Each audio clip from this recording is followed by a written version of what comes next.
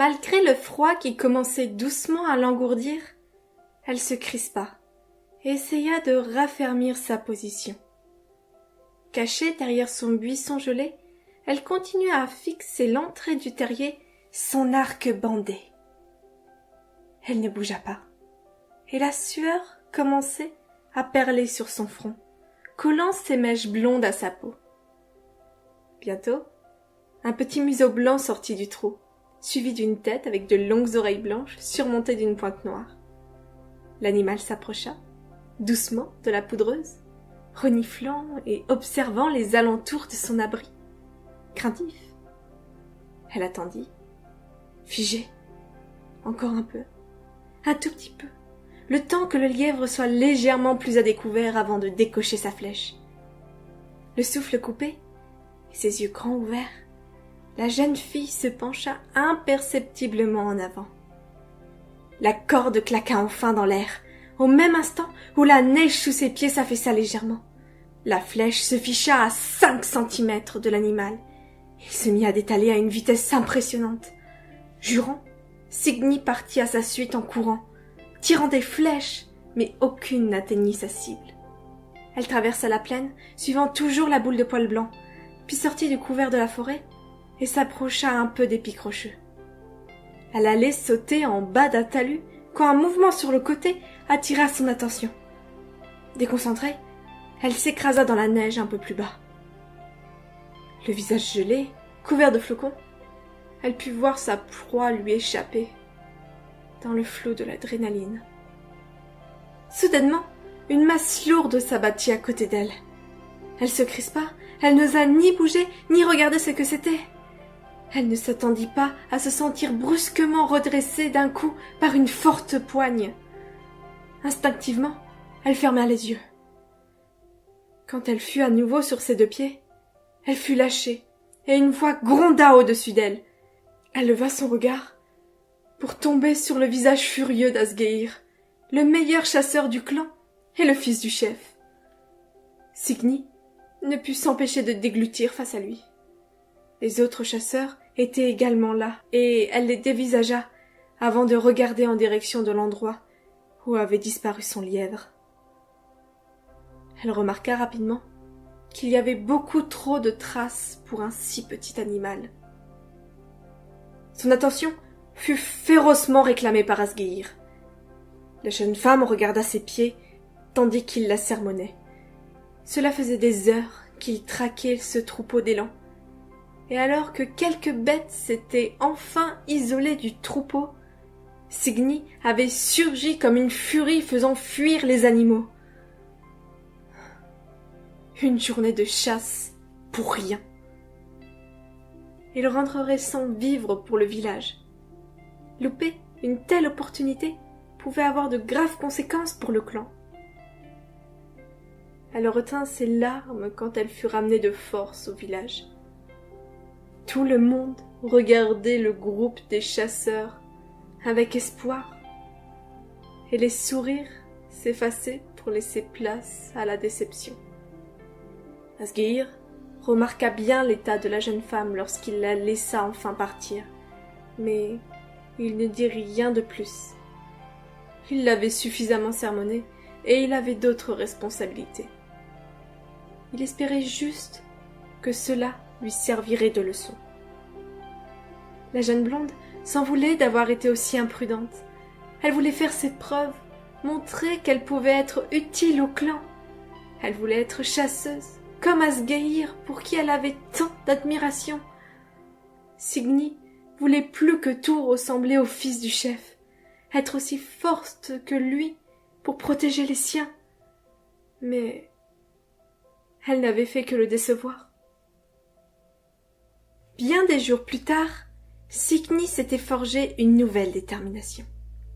Plusieurs fois, elle était allée trouver Asgeir pour lui demander de l'emmener à la chasse. La première fois, les chasseurs avaient ri, pensant à une plaisanterie. Mais chaque jour, la jeune blonde revenait demander encore et encore la même requête au chef des chasseurs. Son entêtement avait eu raison des rires, mais Asgeir continuait de lui refuser sa demande.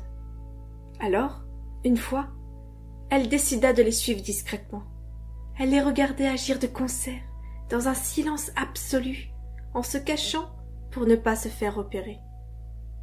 Pourtant, après plusieurs heures de marche, sa vigilance fut amoindrie par la fatigue, et malgré son habileté à se faufiler, elle se fit surprendre. Asgeir fut donc contraint de l'accepter dans les rangs, malgré lui, et la chasse reprit. Malheureusement, une violente tempête de neige se leva au bout de quelques minutes, et on ne voyait plus à 2 mètres devant soi. Alors qu'Asgeir regroupait ses hommes, il se rendit compte qu'il manquait une tête. Signy. Il jura, et partit à sa recherche au travers du vent et de la neige qui lui fouettait le visage et lui gelait les os. Cette jeune femme était certes une vraie tête de mule, mais il était impossible pour lui de l'abandonner à son sort. Avec le vacarme autour de lui, sa voix se perdait. Il n'était pas sûr d'entendre lui-même une réponse, mais il devait essayer. Et il finit par apercevoir une silhouette parmi les bourrasques. Cependant, il ne l'atteignit pas.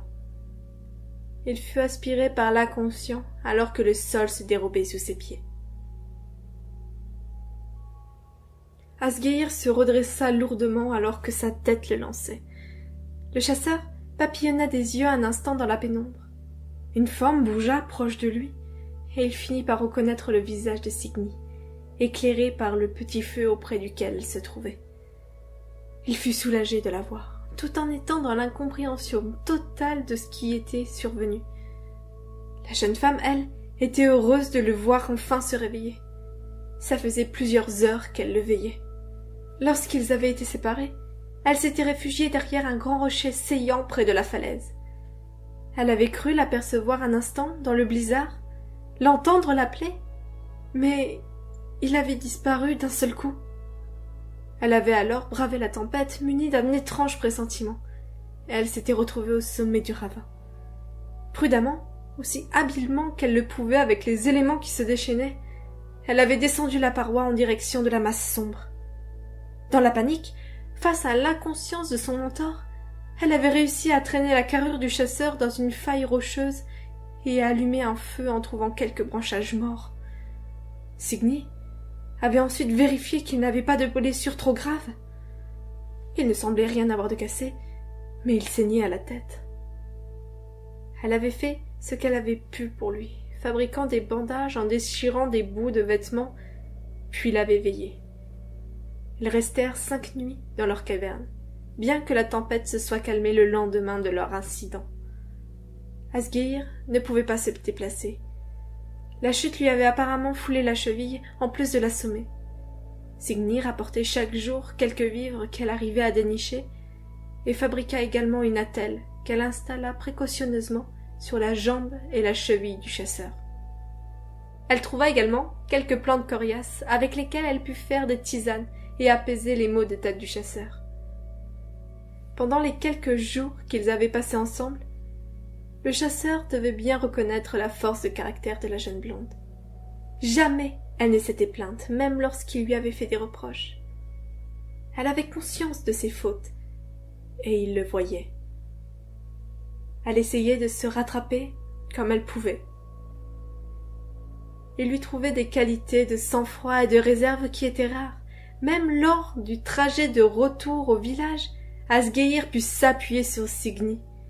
Ce fut long, et ils durent faire de nombreux détours et pauses, mais ils y arrivèrent finalement. Tout le monde accourut, et Asgeir fut rapidement pris en charge par les autres membres du clan. Le fils du chef était rentré. C'était un miracle. Celui-ci remarqua alors le désintérêt total des siens pour la jeune femme. Celle-ci lui avait pourtant sauvé la vie. Mais elle souriait. Bien des années plus tard, Asgeir avait pris la tête du clan. Il pouvait compter sur le soutien de tous, et il faisait prospérer le village.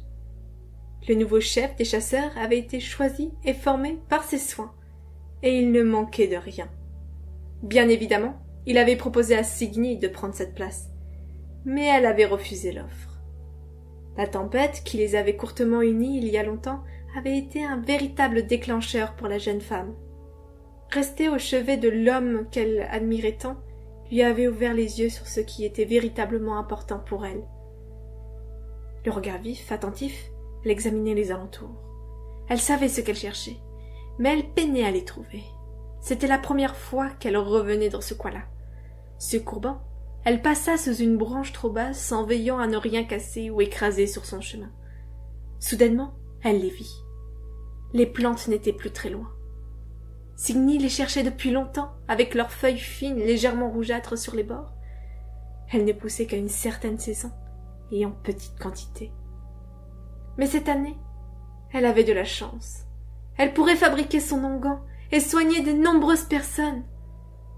Sa détermination avait payé. Et Signy était heureuse. Grâce à cela, elle pourrait veiller sur les siens et apporter, elle aussi, la prospérité à son clan.